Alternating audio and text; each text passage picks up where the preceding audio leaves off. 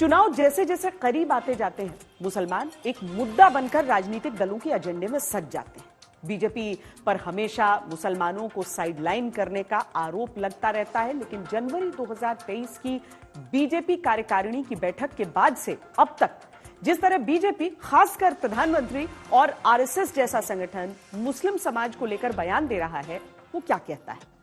मुसलमान vote BJP के लिए जरूरी है या वो बन चुके हैं एक तीर से कई निशाने साधने के लिए बड़ी मजबूरी?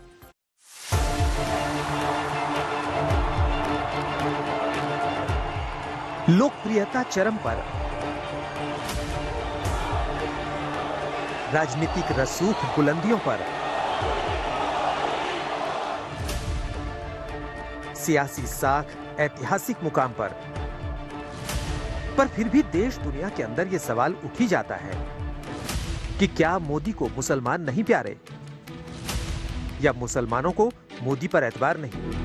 प्रधानमंत्री को यह जाकर मालूम करना चाहिए कि देवबंद के जो मेन प्रिंसिपल बोलिए कौन है, वो पसमानदा मुसलमान से आते हैं। सबसे बड़ा एक रिलीजियस इंस्टीट्यूशन है, उसका हेड कौन है? प्रधानमंत्री देखना नहीं चाहते, मालूम नहीं उनको।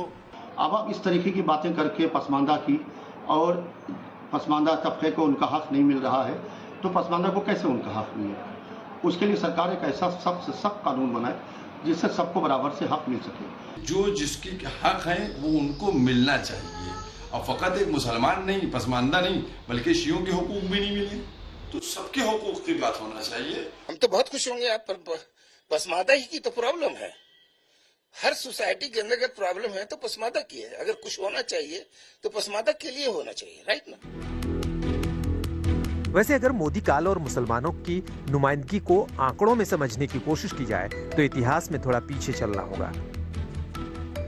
मुसलमानों की संख्या को देखते हुए लोकसभा में उनकी संख्या 76 सांसदों की होनी चाहिए, लेकिन 1980 में 49 चुने गए मुसलमान सांसद अब तक की सबसे बड़ी संख्या है। 2014 में बीजेपी एकमात्र ऐसी पार्टी बन गई जो बहुमत से सरकार में आई, लेकिन उसमें एक भी सांसद मुसलमान नहीं था। तो क्या बीजेपी ने हिंदुत्व की राजनीति के लिए मुसलमानों को दरकिनार किया? आइए ये भी आंकड़ों में समझ लेते हैं। 2014 में बीजेपी ने 7 मुसलमान उम्मीदवारों को टिकट दिया था, लेकिन एक भी नहीं जीता। 2019 में बीजेपी ने 6 मुसलमानों को टिकट दिया, लेकिन उनमें से भी एक भी नहीं जीत कर आया। अगर मोदी के दौर से पहले की बात करें तो 2009 में भी बीजेपी ने 4 मुसलमानों को पार्टी का टिकट दिया था, लेकिन तब सिर्फ एक कैंडिडेट जीता और वो थे शहनवाज हुसैन। हम वोटर और डेमोक्रेटिक प्रक्रिया को हिंदू मुसलमान के रेफरेंस में नहीं देखेंगे। हम कम्युनल बनना नहीं चाहते भैया। वैसे अगर मोदी सरकार के मौजूदा स्वरूप को देखा जाए तो लोकसभा में प्रचंड बहुमत और राज्यसभा में 90 से अधिक सांसद होने के बावजूद केंद्र सरकार में एक भी मुसलमान नहीं है।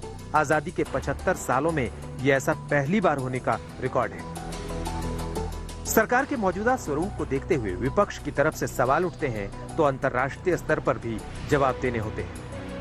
एक मुसलमान को टिकट नहीं देती बीजेपी। एक बात समझिए, इनमें जो नफरत है ना, नफरत एक तरफ तो बीजेपी ने मुसलमानों को इनविजिबल कर दिया, किसी एक को टिकट नहीं देती।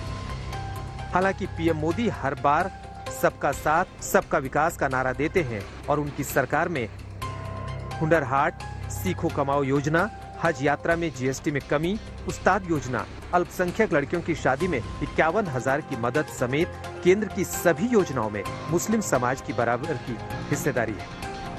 जब आप डेमोक्रेसी कहते हैं, जब डेमोक्रेसी को स्वीकार करते हैं और जब हम डेमोक्रेसी को लेकर के जीते हैं, तब डिस्क्रिमिनेशन का कोई सवाल ही नहीं उठता है।